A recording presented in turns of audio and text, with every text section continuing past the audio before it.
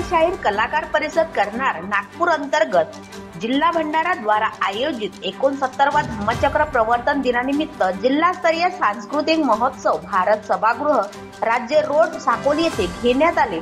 कार्यक्रमाच्या अध्यक्षस्थानी माजी नगरसेवक मनीष कापगते होते, तर प्रमुख अतिथी म्हणून माजी नगरसेवक रवी परशुरामकर, धन्वंतर राऊत, पत्रकार व सामाजिक कार्यकर्ते व समाजभूषण डीजी रंगारी, केंद्रीय कार्याध्यक्ष अलंकार टेंभुर्णे, एशियन न्यूज चॅनलचे अँकर शीतल नागदेवे, भंडारा जिल्ह्याचे जिल्हाध्यक्ष डॉक्टर रामनाथ पारधीकर, केंद्रीय कोषाध्यक्ष मिलिंद खोब्रागडे, तालुकाध्यक्ष केशव फसाटे, मानधन निवड समितीचे ज्योतिताई वाघाळे, प्रभाकर लिचिडे, वसंता कुंभरे, जिल्हा उपाध्यक्ष नाशिक राहुले व इतरही मान्यवरांच्या उपस्थितीत कार्यक्रम संपन्न झाला।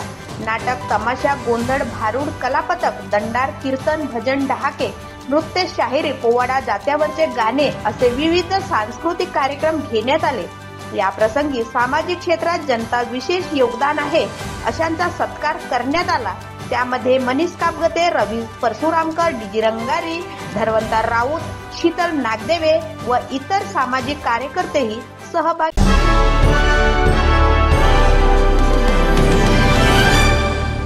जिल्हास्तरीय सांस्कृतिक महोत्सव रंगारंग कलेचा हा कार्यक्रम भारत सभागृह नागझिरा रोड साकोली येथे आज आयोजित केलेला आहे। 2 दिवसीय कार्यक्रम आहे, आज आणि उद्या पण आहे। पण त्या कार्यक्रमाचं रीतशीर उद्घाटन झालेलं आहे आणि प्रास्ताविकाकरता मला 2 शब्द बोलण्याची जी संधी दिलेली आहे, तर विदर्भ शाहीर कलाकार परिषद ही विदर्भामध्येच नाही तर अख्ख्या महाराष्ट्रामध्ये कलावंतांचे काम करत आहे आणि अविरत सध्या स्थितीत चालू आहे। अनेक संस्था अशा लोकांनी काढलेल्या आहेत, पण त्या संस्था काम करत नाही आणि लोकांच्या ज्या कलावंतांच्या ज्या अडचणी आहेत त्यांना विदर्भ शाहीर कलाकार परिषद ही शासन दरबारी जाऊन त्यांच्या प्रश्नांना वाचा फोडते आणि त्यांना कोणत्याही योजना असोत, मानधनाच्या असोत किंवा त्यांना जे काही मानधन कोणाचं थांबलेलं असेल अशा सुद्धा योजनांचा पाठपुरावा करून शासन दरबाराने त्यांना पूर्ण माहिती अवगत करून देते। तर मित्रांनो, आजच्या या उद्घाटन प्रसंगी आमचे प्रेरणास्थान धर्मदासजी भिवगडे यांच्या प्रतिमेला मी नमस्कार करतो। तसेच भारतीय घटनेचे शिल्पकार डॉक्टर बाबासाहेब आंबेडकर, सर्व महान पुरुषांच्या प्रतिमेला मी नमस्कार करतो आणि आजच्या निमित्तानं लाभलेले आमचे अध्यक्ष ॲडव्होकेट मनीष भाऊ कापगते, तसेच या कार्यक्रमाच्या निमित्तानं ज्यांच्या हातून दीप प्रज्वलन झालेलं आहे असे रवी भाऊ परशुरामकर आणि विशेष अतिथीमध्ये सौ धन्वंताताई राऊत, माजी नगराध्यक्षा नगर परिषद साकोली, तसेच प्रभाकरजी सपाटे, पटप्रेम सम्राट साकोली आणि ज्यांनी आम्हाला हिम्मत दिली असे आमचे हातझाडे भाऊ चुनीलालजी हातझाडे, सामाजिक कार्यकर्ता। आम्ही साकोली गाव हा आमच्याकरता नवीन होता आणि आम्हाला त्यांची ओळख झाली आणि त्यांच्या माध्यमातून जो आज इथं कार्यक्रम होऊ घातलेला आहे ही त्यांची मेहनत किंवा त्यांची हिम्मत म्हणावी लागेल। पारधीकर भाऊ केशवजी चांदेवार यांच्या इथं भेटले, त्यांनी मला बोलवलं का भाऊ कार्यक्रम घ्यायचा आहे तर कसा करू, तर मी त्यांना एकच म्हटलं कार्यक्रम घेवायचा आहे तर कार्यक्रम घेवायचा, जो डर गया वो मर गया, पीछे हटणे का नाही। तो गोष्ट अशी झाली आणि त्याच्यानंतर बाकी अजून काही सहकारी भेटले आणि सहकार्यासोबत आमचे भाऊ होते केशवजी चांदेवार, आमचे आदरणीय रघुनाथजी बाबा आमचे हे भेटले। म्हटलं ठीक आहे करावाचा कार्यक्रम, पण म्हटलं तुमच्यापर्यंत पोहोचलो असं त्यांनी म्हटलं, तर म्हटलं ठीक आहे। साकोलीत मान्यवर लोकांची पोहोच आहेत आणि एकटा आता नगर परिषदच्या समोर निवडणूक आहे, तर म्हणला सोने पे सुहागाच आहे, देऊन देतील. आजी माझी काही अजून रनिंगमध्ये आहेत ते. अशा पद्धतीनं मी त्यांच्यासोबत बोललो, त्यांना थोडीशी हिंमत दिलो. त्यांनी आता सगळ्या कलाकारांना एकत्र इथं आणून आपापला कलेचा सादरीकरण करण्यासाठी, म्हणजेच कुठंतरी आपली कला हे लोपत पावत आहे. मोबाईल म्हणा, लहान मुलं लक्ष देत नाही कलाकडे, काहीतरी कलेकडे लक्ष दिल्या पाहिजे. म्हणून कमीत कमी नाही कला, पण कला सादरीकरणासाठी तर व्यासपीठ पाहिजे आणि व्यासपीठ भेटणे हा गरजेचा आहे. व्यासपीठ या निमित्तानं विदर्भ शाहीर कलाकार परिषद कन्हान नागपूर याद्वारे इथं सादर होत आहे. तरी जे काही कलाकार असतील, कोणी शाहीर असतील, कोणी गोंधळी असतील, कोणी दंडारी असतील, कोणी भजन असतील, अशा कलाकारांनी इथं न जुमारता सादरीकरण करावं आणि आपापल्या सादरीकरांचं बाकीचं जे कलाकार लोक आहेत, काही व्यासपीठावर लोक आहेत, यांनी टाळ्या वाजून त्यांचं स्वागत करावं अशी माझी विनंती आहे. 69व्या धम्मचक्र प्रवर्तन दिनानिमित्त आज या ठिकाणी जिल्हास्तरीय सांस्कृतिक महोत्सव रंगारंग कलेचा आज पहिला दिवस. या कार्यक्रमाला उपस्थित असणारे सन्माननीय आदरणीय या आमच्या बरोबर माझ्यासोबत काम करणारे माझे नगरसेवक सन्माननीय मनीष भाऊ कामगते, तसेच ज्यांनी या कार्यक्रमाची शोभा वाढवले असे रविभाऊ परशुरामकर नगरसेवक, या साकोलीमध्ये पटाचे सम्राट म्हणून या कार्यक्रमात घोषित केले असे प्रभाकरजी सपाटे, या कार्यक्रमामध्ये कलावंताच्या फोटो पासून तर एंड पर्यंत ज्यांचं काम राहणार असे आमचे नेतृत्व करणारे डीजी रंगारी सर, आणि ज्या हा सगळा साकोलीमध्ये कार्यक्रम घडवून आणणे याच्यासाठी प्रयत्न करायला आमच्या हातझाडे भाऊ चुन्नीलालजी हातझाडे, आणि या ठिकाणी उपस्थित असणाऱ्या बोद्रेवरून आलेल्या पूर्णाबाई परशुरामकर, आणि ज्यांनी हा कार्यक्रम राबवला असे त्यांचा मंच डॉक्टर रामनाथजी पारदीकर जिल्हा अध्यक्ष आणि त्यांची संपूर्ण टीम, आणि या व्यासपीठावर ज्यांचं पुष्पगुच्छ देऊन स्वागत झालं असं आदरणीय व्यासपीठ, आणि इथं उपस्थित असणारे सगळे आमचे कलावंत आणि माझ्या बंधू आणि भगिनींनो, फक्त 5 मिनिटं घेणार. मला वाटते तुम्ही सगळे 9 वाजेपासून आले आहात. कार्यक्रमाला फारच उशीर झालं. पहिला दिवस म्हटलं तर खूप उशीर होतो. ज्या पद्धतीनं माऊली ग्रुप बहुउद्देशीय गडेगाव यांनी जे सादरीकरण केलं आणि ज्या कलेचं प्रदर्शन या ठिकाणी सांगितलं, ते आज सांस्कृतिक महोत्सवाच्या निमित्ताने आज या समाजामध्ये हे घडवणे आणि करणे हे अत्यंत गरजेचं आहे. या विदर्भ शाही कलाकार परिषदेमध्ये आज या ठिकाणी सगळे गावोने गावून आलेल्या जिल्हास्तरीय कार्यक्रम आज या ठिकाणी होणार आहेत. आणि समोर सगळ्यांना माहित आहे की आता दिवाळी आहे. दिवाळीचा उत्सव सुद्धा असताना महिलांनी मोठ्या प्रमाणात या ठिकाणी आपली उपस्थिती दाखवली आणि मंडळाच्या प्रदर्शनामध्ये गाणे म्हणून भक्ती भजन गाणं हे सगळं करून असताना त्यांनी या ठिकाणी आपली उपस्थिती पुरुषांपेक्षा जास्त आहे, म्हणून महिला शक्ती ही कुठेही कमी नाही, म्हणून स्वतःसाठी एकदा जोरदार ताड्या वाजवा. कार्यक्रम सक्सेसच होणार आणि त्या या तुमच्या संख्येवरून खरंच वाटते की कार्यक्रम सक्सेस झाला आहे. आणि याच पद्धतीनं तुम्ही राज्यस्तरीय कार्यक्रम हे असंच करत राहा आणि तुमचं जे कलेचे भाग आहेत ते अजून दुगणित होत एवढीच ईश्वरचरणी प्रार्थना करते आणि सगळ्यांना दिवाळीच्या मनापासून शुभेच्छा करते आणि इथंच थांबते. जय हिंद, जय भारत. आपला कार्यक्रम घेण्यात आलेला आहे जिल्हास्तरीय सांस्कृतिक कार्यक्रम. खर तर सांस्कृतिक कार्यक्रम म्हणजे आपली पुराणी संस्कृती टिकवून ठेवणे हे महत्त्वाचा उद्देश, आणि ही पुराणी संस्कृती टिकवण्याचे काम हेच कलाकार करू शकतात, आजचा कलाकार नाही. कारण की आजच्या मुलाकडे वेळ नाही, आजचे मुला वाचायला शिकलेले नाही, आजचा मुलगा मोबाईल बघतो आणि ही जी आपली भारतीय पुराणी संस्कृती आहे हे टिकवण्याचे काम फक्त तुम्हापुरतेच टिकून राहील। आणि जर या ठिकाणी आपले आजची पिढी जर हा कार्यक्रम बघायला आले असते तर त्यांच्यावर निश्चितच परिणाम झाला असता। आज कार्यक्रम घेत असताना तुम्हीच कार्यक्रम करणारे आहात आणि तुम्हीच बघणारे। तुम्हा सर्वांना माझ्या अभिनंदन आणि धन्यवाद। आताच आपण ज्या गडेगावच्या माऊली ग्रुपनी कार्यक्रम घेतला त्याची संस्कृती जर आपण बघितली तर आपल्याला मागचे दिवस आपले आठवतात की आपल्या भारताची, आपल्या देशाची, आपल्या महाराष्ट्राची आणि आपल्या गावाची परिस्थिती काय होती जेव्हा जो व्यक्ती एक लोटा घेऊन आला। काय परिस्थिती होती आपली? आपण गावाच्या बाहेर निघलो तर आपल्याला असं नाक दाबून जायचा, महिला स्वागत करायला उठत कशा उठायच्या अशी घाणेरडी स्थिती आपल्याकडे होती।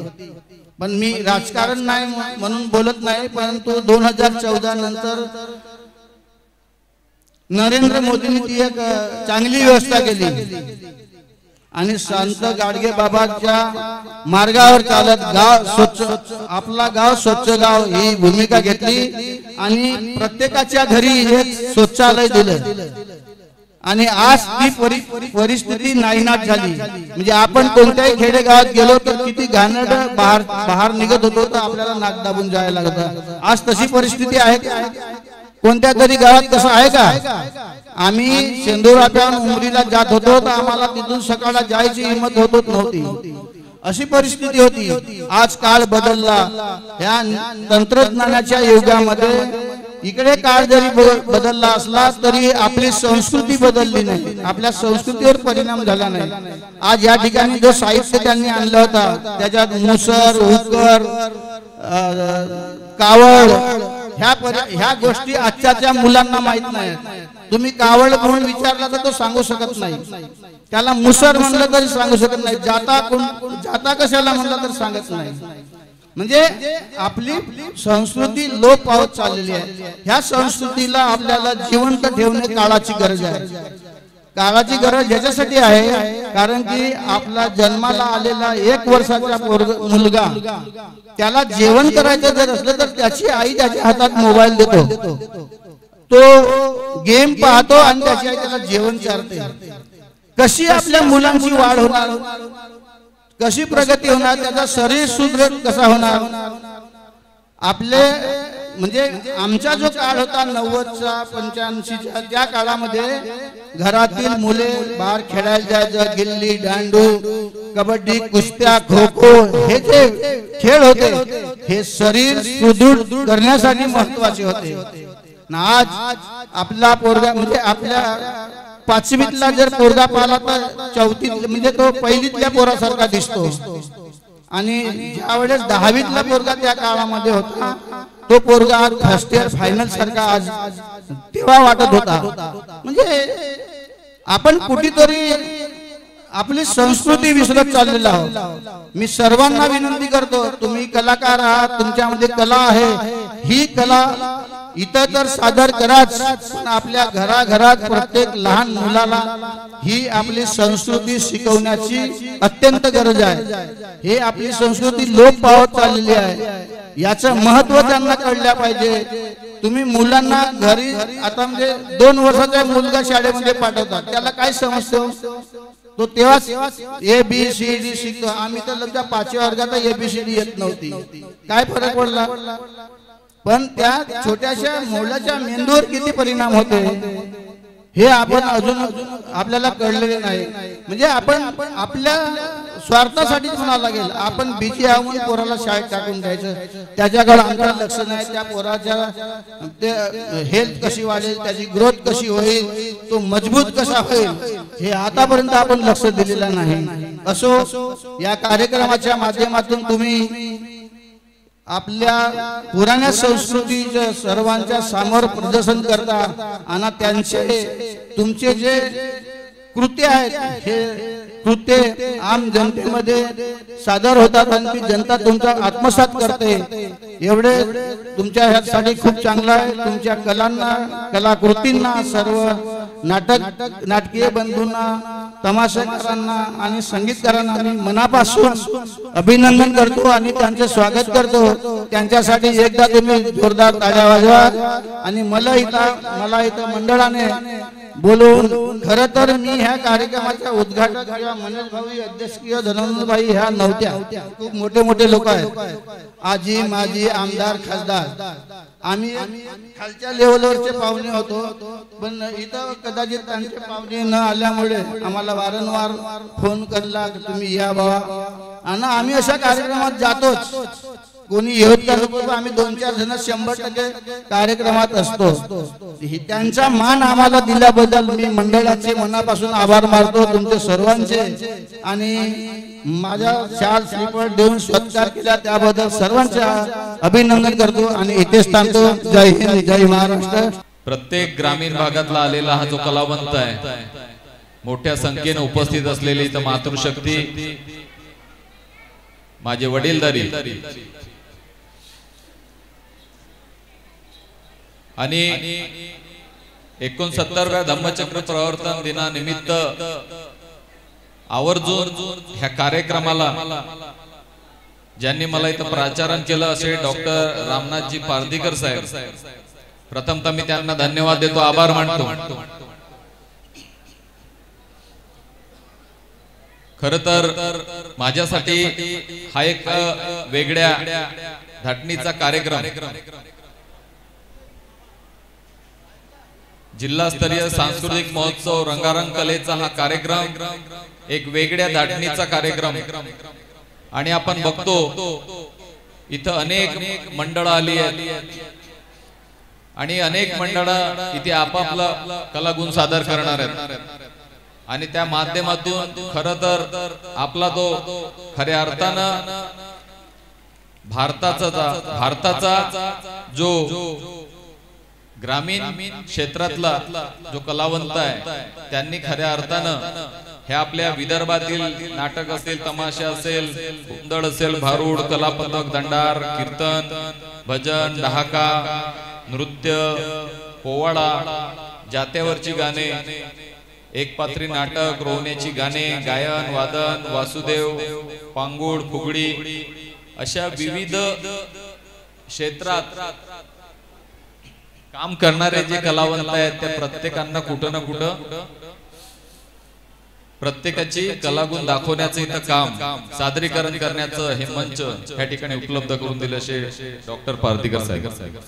आणि आपण पाहतो ह्या माझ्या स्टेजच्या समोर ज्या महानुभावांनी आपल्या महाराष्ट्रासाठी नव्हे तर संपूर्ण देशासाठी जे आपापल्या त्या वेळेसच्या परिस्थितीनुसार संघर्षावर मात करत, मग बाबासाहेब आंबेडकर असतील आणि अन्य ज्या फोटो आपल्या समोर आपल्याला दिसत आहेत, खरं तर त्यांना अपेक्षित असलेला हा समाज, त्यांना अपेक्षित असलेला गाव, त्यांना अपेक्षित असलेला महाराष्ट्र आणि देश. आपण आज बघतो कोणत्याही कलावंताला कुठली जात नसते, पंथ नसते, भाषा नसते, कुठला धर्म नसतो. आणि ह्या संपूर्ण जी माझ्या समोर जे फोटो लागलेले आहेत त्या संपूर्ण महाधुरीणांना अपेक्षित असलेला हा आपला महाराष्ट्र. कारण की आज आपण पाहतो की कुठलेही कलावंत माझ्या समोर इथं बसलेला कोण कुठल्या जातीपातीचा मला माहित नाही, पण इथं ह्या रंगारंग कलेच्या कार्यक्रमाला जो उपस्थित झालेला आहे तो कलावंत म्हणून झालेला आहे. आणि खऱ्या अर्थानं हा असा समाज की सर्व समावेशक असलेला, कुठल्याही जाती धर्माचा भेदभाव नसलेला समाज, खऱ्या अर्थानं हा अपेक्षित असलेला, ह्या संपूर्ण ज्या महाराष्ट्रासाठी ज्यांनी आपलं जीवन खर्ची घातलं अशा संपूर्ण खऱ्या अर्थानं महामानवांना आज बरं वाटत असेल की या कलावंतांच्या माध्यमातून या महाराष्ट्रातला प्रत्येक जाती धर्मातला माणूस आज इथं उपस्थित आहे. निश्चितच एक चांगलं फॉरवर्ड म्हणजे मी माझ्या समोर आता जे एक माऊली ग्रुपनी सादरीकरण केलं लाखनी तालुक्यातला जो ग्रुप होता माऊली नावाचा अत्यंत सुंदर म्हणजे मला असं थोड्या वेळासाठी वाटलं की जरी साकोली सेंदुराफा नगर परिषद झाली असली तरी साकोलीच्या तुलनेत सेंदुराफा गाव हे कुठेतरी ग्रामीण संस्कृतीशी जोडलेली एक नाड जपते आहे हे आम्ही मानतो. तर मला कुठेतरी सेंदुराफेतल्या एका वार्डात बसलो आहे का असं मला थोड्या वेळासाठी वाटलं आणि अत्यंत सुंदर सादरीकरण आमच्या अनेक माता भगिनींनी इथं सादरीकरण केलं. तर वासुदेव पासनं तर एक छोट्या छोट्या गोष्टीचं तिथं सादरीकरण त्यांनी केल्याने अत्यंत सुंदर असं सादरीकरण केलं. आमच्या काकू स्वर्गीय गीताताई कापगते ह्या सुद्धा अशा कलागुणांना वाव देत होत्या. त्या स्वतः कलाकार होत्या, नाटक करायच्या. अनेक राणी लक्ष्मीबाईचे वेगवेगळ्या कार्यक्रमाच्या माध्यमातून नाटकांच्या माध्यमातून ते स्वतःला प्रेझेंट करायच्या, आपले कलागुण जोपासायचे. त्यांचाच वारसा घेऊन त्यांची मोठी बहीण आमच्या वैजंतीताई कापगते त्या सुद्धा नाटकेच्या माध्यमातून आपली एक कला जोपासण्याचं काम करत आहेत. तर असे ज्याच्या अंगात जे कलागुण आहेत ते कलागुण सादरीकरणाचं काम, एक स्टेज मिळवण्याचं काम या माध्यमातून विदर्भ शाहीर कलाकार परिषदच्या माध्यमातून इथं प्रत्येकाला संधी मिळत आहे एक सादरीकरण करण्याचं. कारण की एक क्षण असं येते कोणी पैसा कमावेल कोणी काही कमावेल पण जो मनाला एक आनंद पाहिजे राहते की कुठेतरी आपण कितीही दिवसभर धावधाव केली असेल तरी घरी गेल्यावर एक निवांत झोप आपल्याला जर लागत नाही तर काही अर्थ नाही. आणि कितीही ताण तणाव जरी असला तरी मी एका सेकंदासाठी संपूर्ण आपले ताण तणाव काम सर्व बाजूला ठेवून एकरूप होऊन त्या माऊलींचा जो माऊली ग्रुपनी जो सादरीकरण केलं तो एकदम एकटकपणे पाहत राहिलो. निश्चितच अत्यंत सुंदर सर्वांचं सादरीकरण ह्या ठिकाणी होणार आहे. सर्वांना ह्या कार्यासाठी विशेषतः विदर्भ शाहीर कलाकार परिषद ह्या संपूर्ण टीमला पारदीकर डॉक्टर साहेबांच्या संपूर्ण टीमला मी शुभेच्छा देतो. माझ्या अपेक्षेपेक्षा खूप चांगला कार्यक्रम ह्या ठिकाणी सादर करत आहे एवढंच बोलतो व माझे लांबलेले अध्यक्ष भाषण इथं थांबवतो. जय हिंद जय भारत. विदर्भ शाहीर कलाकार परिषदेतर्फे आयोजित असलेल्या या मेळाव्यामध्ये उपस्थित असलेले सर्व कलावंत मित्र रसिक जन आणि कलाकार मंडळी, भजन मंडळी, दंडार मंडळी, कीर्तन मंडळी, डहाका मंडळी, खडीगंमत मंडळी हे सर्व कलावंत या ठिकाणी आलेले आहेत आणि त्या सर्व कलावंतांनी आपली या ठिकाणी आपापली कला सादर केलेली आहे आणि यापुढे सुद्धा सादर होणार. 2 दिवसीय मेळावा आहे मित्र. 2 दिवसीय मेळाव्यात एवढा मोठा भरगच्च असा कार्यक्रम या ठिकाणी विदर्भ शाहीर कलाकार परिषदेतर्फे आमचे भंडारा जिल्ह्याचे अध्यक्ष रामनाथजी पारधीकर यांनी हे घडवून आणलं, आयोजित केलं. 2 दिवसीय मेळावा आहे. 2 दिवसीय मेळावा म्हटलं की म्हणजे काही साधी गोष्ट नाही आहे मित्र. खूप मेहनत घ्यावी लागतं, खूप त्याचं मोठं नियोजन करावं लागतं, पद्धतशीरपणे त्याची आखणी करावी लागते आणि ही आखणी विदर्भ शाहीर कलाकार परिषदेचे जिल्हाध्यक्ष, भंडाराचे जिल्हाध्यक्ष आमचे पारधीकर जी करतायत. त्याकरता त्यांच्या जोरदार टाळ्या वाजवून आपण स्वागत करावं. भंडारा जिल्ह्याचे अध्यक्ष आणि संपूर्ण भंडारा जिल्ह्याची कार्यकारिणी यांनी मिळून या कार्यक्रमाचं आयोजन केलेलं आहे आणि सर्वांना हे मंच उपलब्ध करून देण्याचा त्यांचा हा मानस आहे. मित्र, आपण विदर्भ शाहीर कलाकार परिषदेचं आपण जेव्हापासून जुळलेले आहात तेव्हापासून विदर्भ शाहीर कलाकार परिषद सातत्याने तुमच्या करता अविरतपणे काम करीत आहे आणि इथे उपस्थित असलेले गोंदिया जिल्ह्याचे अध्यक्ष चुडामंजी लांजेवार आहेत, आता दिसलेत ते मला. आपले कुमरेजी सुद्धा आहेत. त्यांना विनंती करतो की त्यांनी मंचकावर यावं. आणि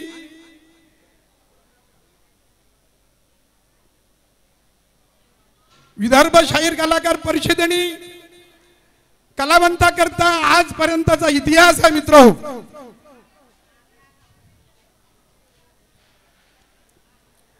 आजपर्यंतचा इतिहास आहे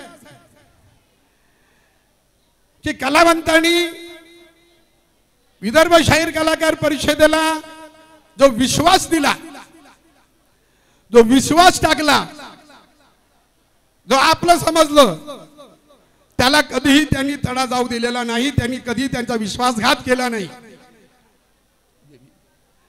कधी त्यांनी दुरावलं नाही. विदर्भ शाहीर कलाकार परिषद स्थापन झाल्यापासून विदर्भ शाहीर कलाकार परिषद चा जन्म झाल्यापासून अविरतपणे शाहिरांकरता, कलाकारांकरता, तुमच्याकरता अविरतपणे काम करीत आहे. रात्रंदिवस काम करीत आहे.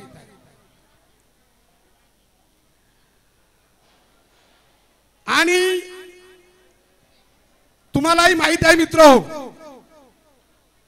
माहित आहे की नाही माहित आहे का? आहे ना. तुम्हाला मानधन किती मिळत होतं आधी? सुरुवातीला किती लोकांना मानधन मिळते इथं? तुम्हाला अजून तुम्हाला मला सांगा किती मिळत होतं आधी मानधन?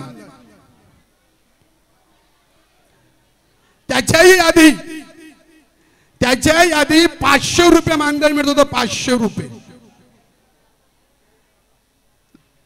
आहे का माहित? त्या 500 रुपयापासनं तर 5000 जे मानधन मिळते आहे ते हे विदर्भ शाहीर कलाकार परिषदेची देण आहे मित्र. त्याच्याशिवाय तुम्हाला कोणी करू शकलं नाही आहे. आणि मोठे मोठे आता बरेच संस्था निर्माण झाल्या आहेत. आपापल्या परीने संस्था घराघरात संस्था निर्माण झालेल्या आहे. आणि ते दावे करतात मी केलं म्हणून, ते दावे करतात मी करतो म्हणून, ते दावे करतात विदर्भ शाहीर कलाकार परिषद काही आहे नाही. कुठली विदर्भ शाहीर कलाकार परिषद म्हणतात?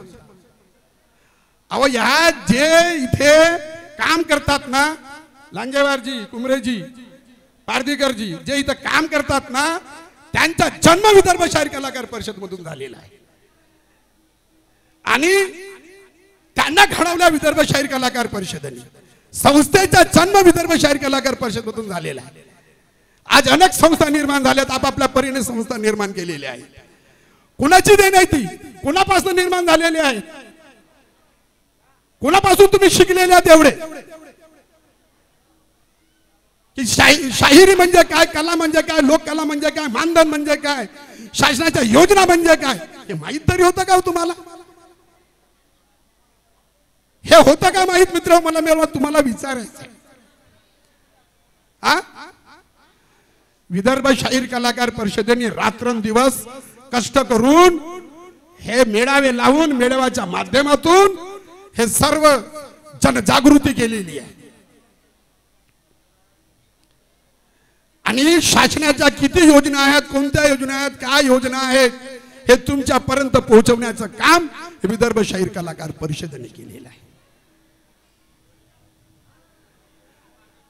तरी विदर्भ शाहीर कलाकार परिषदेला बदनाम करताय आपलेच लोक,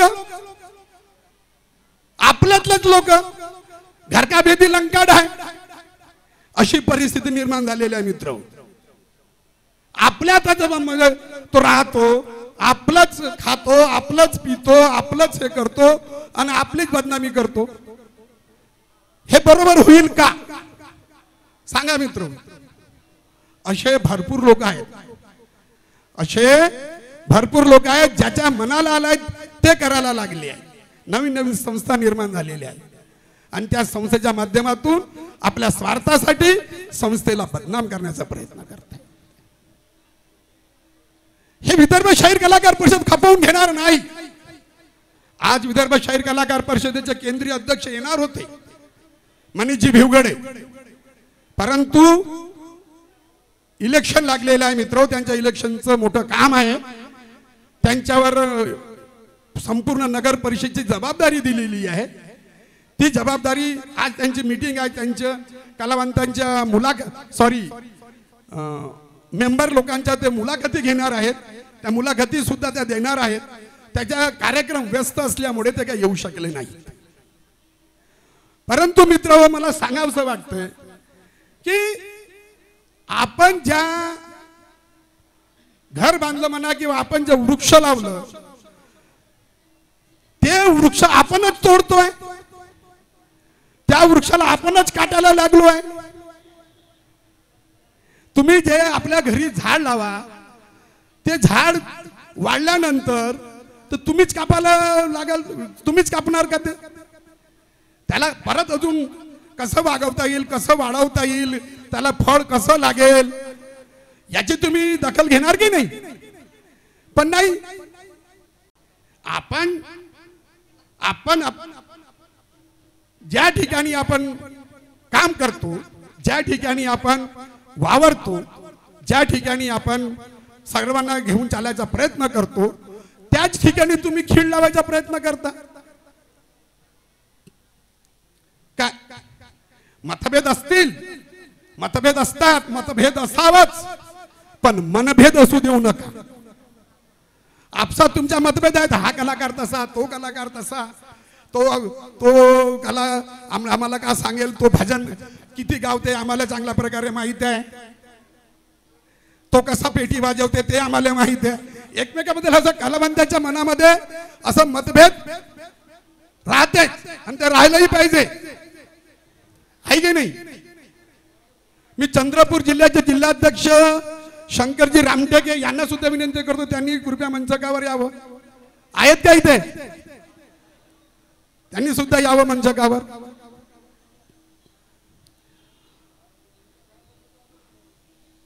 तर मतभेद असावं. मतभेद ह्या मान्यवरांच्या भाषण झालीत का? झाली ना? तर मी बोलू शकतो अजून. तर मतभेद असावे, मनभेद असू देऊ नका. एकमेकांबद्दल आकस ठेवू नका, एकमेकाबद्दल द्वेष ठेवू नका, एकमेकाबद्दल कटुताची भावना ठेवू नका मित्र हो.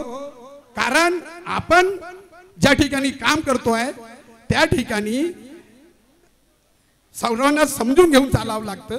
कमी जास्त झालं तर तेही समावून घ्यावं लागतं. पारधीजी, हे सगळं करावं लागतं. तुम्ही नेतृत्व करता, तर नेतृत्व जो करतो त्यांना हे सगळं करावं लागतं. लांजावरजी काय म्हणत असतील, कुमरेजी काय म्हणत असतील, तुम्हाला शिव्या देत असतील, ते तुम्हाला दुर्लक्ष करावं लागेल. आणि चुडामणजी, लांजावरजी, कुमरेजी, तुम्हाला बी हे जर नेतृत्व तुमच्या हातात आहे, तुम्ही गोंदिया जिल्ह्याचे अध्यक्ष आहात, तुम्हालाही बरेचसे लोक काही बोलतील तरी ते तुम्हाला त्याच्यात दुर्लक्ष करून घ्यावं लागेल. कारण तुम्हाला नेतृत्व करायचं. तुमच्या हातात नेतृत्व आहे. तुम्ही सुद्धा, तुम्हाला कोणी काय बोलतील पण तेही तुम्हाला त्याच्यात दुर्लक्ष करून घ्यावं लागेल. तेव्हा कुठं संघटना चालते हो? आता संघटना म्हणजे काय? नुसती म्हणजे आपण म्हटलं मैं जो बोलूंगा वो चलो, मैं जो बोलूंगा करो, असं नाही होत ना. कुठलीही संघटना असो, कुठलंही मंडळ असो. आज ह्या मंडळामध्ये 10 लोक आहेत, तर 10 लोकांना जो यांच्या मंडळाचा संचालक असेल की नेतृत्व करत असेल, त्यांनी सगळ्यांना घेऊन चालायचे. त्याच्यामध्ये ती लायकी पाहिजे, तर तो मंडळ चालेल. नाही तर तो मंडळवाला म्हणेल नाही मैं जो बोलूंगा होणे को होणार, असं थोडी होणार आहे. आणि मंडळातल्या सभासदांनी सुद्धा, म्हणजे जो नेतृत्व करते त्याला सुद्धा हमाल समजू नये की मी जे म्हणेल ते झालं पाहिजे, आहे की नाही? त्यांनी हमाल समजू नये की जो नेतृत्व करते तो काय म्हणजे काय, तो बैल आहे का? तो जसं म्हणलं तसं तो चालेल? त्यालाही काहीतरी मर्यादा असतात ना. त्यालाही काहीतरी आपल्या दिशेने जायचं असतं ना. तर हे सर्वांना एकमेकांना समजून घेण्याचं काम आहे, एकमेकांना समजून घेण्याचं काम आहे.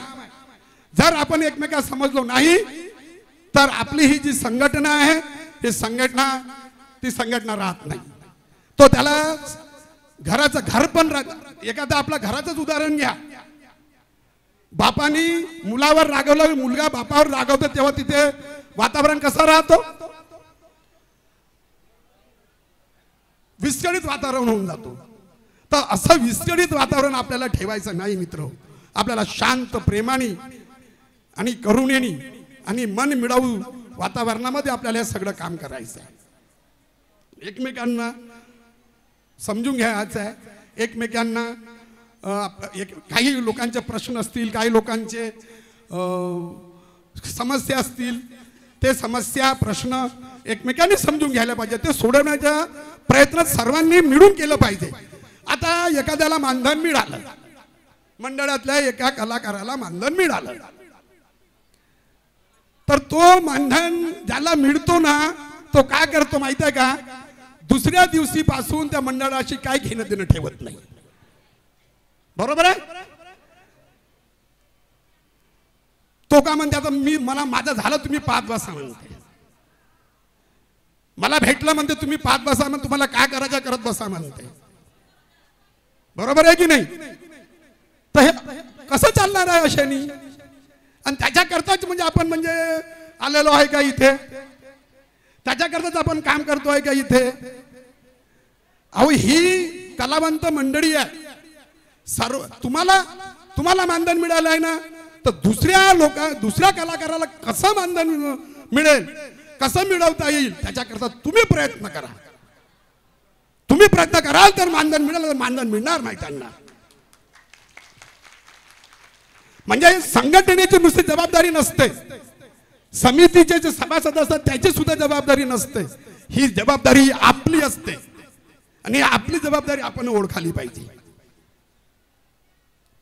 आणि आपली जबाबदारी आपण स्वीकारली पाहिजे आणि ते पूर्ण केली पाहिजे. मग तो कुठलाच असो, तो कुठला जातीचा असो, धर्माचा असो, पंथ. कलाकाराला जात पात धर्म नाही हो. कलाकाराची फक्त एकच जात आहे, ती म्हणजे कोणती? क्या बात है, कलाकार. आणि म्हणून बेरंग रह जाती दुनिया अगर हम कलाकार ना होते, बेरंग रह जाती दुनिया अगर हम कलाकार ना होते, सुनी पड़ जाती मंदिर मस्जिद और गुरुद्वारे हम कलाकार ना होते. अरे कौन बैठा होता यारो विद्या मंदिर और न्याय मंदिर में, हम तो पत्थरों को पूजते होते अगर हम कलाकार ना होते. कलाकारांनी या देशाला दिशा दिली आहे, स्वातंत्र्य मिळवून दिलेलं आहे, पारतंत्र्यातून स्वातंत्र्यामध्ये आणलेलं आहे. ते आपण कलाकार. शिवाजी महाराजांचे आपण वंशज आहोत, ज्यांनी तलवारीच्या टोकावर हे स्वराज्य प्राप्त केलं आणि त्यांनी ही कलाकाराची जात निर्माण केली आणि त्याचे आपण वंशज आहोत. छत्रपती शिवाजी महाराजांनी कलाकाराच्या भरोशावर त्यांनी स्वराज्य स्थापन केलं. त्यांना मावळे म्हणून दिलं, त्यांच्यावर हेरगिरीची जबाबदारी दिली होती. मग आपला कलाकार काय करत होता? आपला जीव धोक्यात घालून महाराजाला माहिती देत होता आणि त्यानंतर महाराज युद्धाची आखणी करत होते आणि शत्रूवर चढाई करून त्याच्यावर विजय मिळवत होते आणि म्हणून हे स्वराज्य प्राप्त झालं. ही त्या कलाकाराची जात आहे. आपण काय मामूली माणसं नाही आहे. तुम्ही स्वतःची जबाबदारी ओळखा. फक्त तुम्ही स्वतःला ओळखा. कलाकार हा खूप मोठा माणूस आहे, त्याच्या समोर कुणीच काही नाही. जो कलाकार आहे या कलाकारानेच या विश्व घडवलेलं आहे, या कलाकारानेच हे सगळं सृष्टी रचलेली आहे. तो कलाकार आहे आणि त्याचे आपण सगळे वंशज आहोत. मग असा भेदभाव का करता तुम्ही? आपसामध्ये का भेदभाव करता? कुठल्याच मंडळातला असो ना, तो पात्र आहे ना, तो कलाकार आहे ना, तो तबला वाजवतो, पेटी वाजवतो, तो गायन करतो, तो सगळं काय करतो. मग त्याला तुम्ही का देत नाही त्यांना? नाही माझं व्हायला पाहिजे, त्याचं नको करू. अरे हो, त्याचं होईल तर तुझंही होईल ना, तुझं होईल तर त्याचं होईल. ही भावना ठेवा ना. समितीचे माणसं फक्त फायली चाळाचं काम करतात आणि त्यावर जी समीक्षा करून ती आपले अभिप्राय देत असतात. आणि मग समितीची जी निवड असते त्या कागदाच्या भरोशावर असते. समिती काय करणार आहे, परंतु आपण ग्रामीण म्हणजे आपल्या जमिनी स्तरावर आपण काम करतो, तळागाळात आपण काम करतो. तिथून ती त्या कलाकाराची फाईल योग्यरित्या गेली पाहिजे ना. त्याच्याकरता तुम्ही प्रयत्न करायला पाहिजे ना. बा तुमच्या मंडळात एकाला झालं तुझं झालं, तुम्हाला मिळतं, त्याचं मिळायला पाहिजे. हे तुम्ही सर्व मिळून प्रयत्न करा. पुढच्या वर्षी सर्व मिळून त्याच्यासाठी प्रयत्न करा. त्याच्या पुढच्या वर्षामध्ये त्यासाठी तुम्ही पूर्ण प्रयत्न मिळून करा. 5 वर्षामध्ये 5 मिटिंगा होतात आणि सरकारने विदर्भ शाहीर कलाकार परिषदेच्या आंदोलनामुळे फक्त 60 लोकांची मान्यता होती की आज 100 झाली. हे विदर्भ शाहीर कलाकार परिषदेची देण आहे. संस्थेचे जे काही मुख्य पदाधिकारी आहेत त्यांच्या आदेशाप्रमाणे हे सगळं काम करावं लागेल. ज्या काही गोष्टी असतात ते उघडपणे व्हायला पाहिजे. असो मतभेद असतात, मनभेद मी सुरुवातीला बोललो, मतभेद असतात, पण काही गोष्टी सांभाळून घ्यावं लागतात, समावून घ्यावं लागतात. चर्चा, आता पंतप्रधान मोदी साहेब म्हणतात चाय पे चर्चा. चर्चेतूनच मार्ग निघते ना. तुम्ही चर्चा कराल किंवा तुम्ही एकमेकांशी बोलाल तेव्हा मार्ग निघेल. नाहीतर तुम्ही बोलणारच नाही, तुम्ही काय करणारच नाही, तर मार्ग निघणार कसा. तर ह्या सर्व गोष्टीचा मित्र एक सारांश आहे की आपली विदर्भ शाहीर कलाकार परिषद ही जी संघटना आहे, या संघटनेने कलावंतासाठी सर्वोपरी केलेलं आहे आणि समोर सुद्धा करणार आहे. आणि तुमच्या म्हणण्याप्रमाणे, तुमच्या सांगण्याप्रमाणे संस्था ही आपली नेहमी सदैव पाठीशी राहून काम करणाऱ्या मित्र हो. तुम्हाला येणाऱ्या दिवाळीच्या खूप खूप शुभेच्छा देतो. आणि चढ़ेंगे मंजिल कोई घाट रहे, चढ़ेंगे मंजिल कोई घाट रहे, उतरेंगे खाई कहीं पाट रहे, और हो जाए काम तुम्हारी बात रहे, और सफल होगा पूरा काम अगर तुम्हारा साथ रहे, अगर तुम्हारा साथ रहे. धन्यवाद मित्र हो. मी इथेच थांबतो. आणि वाकडं तिकडं काही मनात घेऊ नका. मी जे बोललो ते स्पष्ट बोललोय आणि त्या दिशेने तुम्ही काम करा, त्या दिशेने तुम्ही पाऊल उचला. सदैव तुमच्या विदर्भ शाहीर कलाकार परिषद पाठीशी राहील, खंबीरपणे राहील. एवढं बोलतो, एवढं आपली रजा घेतो. धन्यवाद.